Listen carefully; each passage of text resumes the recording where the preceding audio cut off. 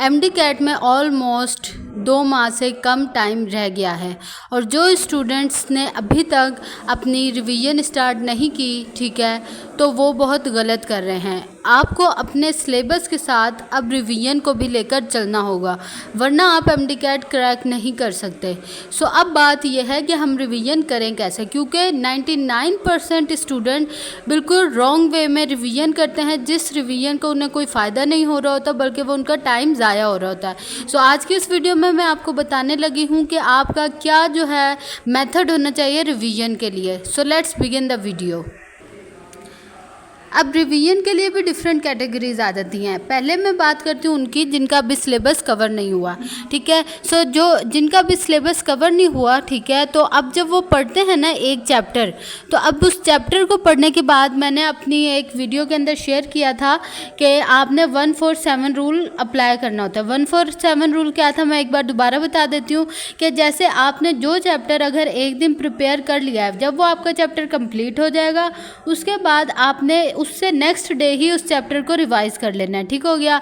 उसके बाद आपने उस चैप्टर को अगेन 4 दिन के बाद रिवाइज करना है। रिवाइज करके अगेन आपने 1 वीक के बाद, यानी कि 1 वीक के बाद आपने उस चैप्टर को दोबारा रिवाइज करना है।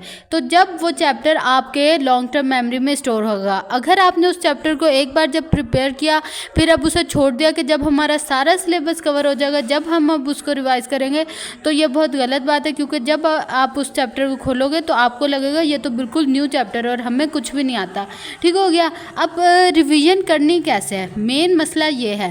अब स्टूडेंट क्या करते हैं, 99% स्टूडेंट मोस्टली मैं आपको गारंटी के साथ कह सकती हूँ ऐसे ही करते होंगे। मतलब जिस दिन उन्होंने रिवाइज करना है वो क्या करेंगे, जो उनके नोट्स होंगे वो उन्हें खोलेंगे और उन्हें पढ़ना शुरू कर देंगे, फुल पढ़ेंगे, ठीक है, और ये समझेंगे उनकी रिवीजन हो गई। बट ये बिल्कुल रॉन्ग मेथड है।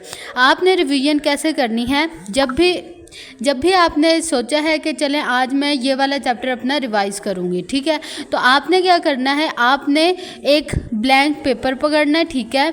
उस पर आपने जो है ना अपने माइंड में रिकॉल करना है, अच्छा हमने इस चैप्टर में क्या क्या पढ़ा था, टीचर ने हमें क्या क्या पढ़ाया था, और लाइन तारी से जो जो आपके माइंड में उस चैप्टर से related formulas, points, important things जो भी आपके जहन में आ रही हैं, आपने वो सब नोट कर लेनी है, ठीक है। तकरीबन आप उस जो पेपर है ना उसके ऊपर 10 to 30% आप लिख पाएंगे, ठीक है। बाकी का 70% जो है या 60% आप भूल चुके होंगे, ठीक है। सो अब आपको पता चल गया, ये जो आपने लिखा है इस तरह से आपको पता चल गया कौन सी चीज़ें आपको याद है और कौन सी चीज़ें नहीं याद। अब आपने क्या करना है, अपने नोट्स पकड़ने हैं और देखते जाना है कि अच्छा इसमें से कौन कौन सी चीज़ें हम भूल गए थे। जो चीज़ें आप भूल गए होंगे अब आपने उन चीज़ों को रिवाइज़ करना है। इस तरह से आप रिवाइज़ करेंगे तो वो चीज़ें जो आप अब रिवाइज़ करेंगे वो आपको कभी नहीं भूलेंगे। इसे कहते हैं एक्टिव रिवीजन मेथड, ठीक है। सो इस तरह से आपने रिवाइज़ करना है। ये आपने समझे एक दिन के बाद जब आपने चौथे दिन रिवाइज़ किया ना तो आपने इस तरह रिवाइज़ कर लिया।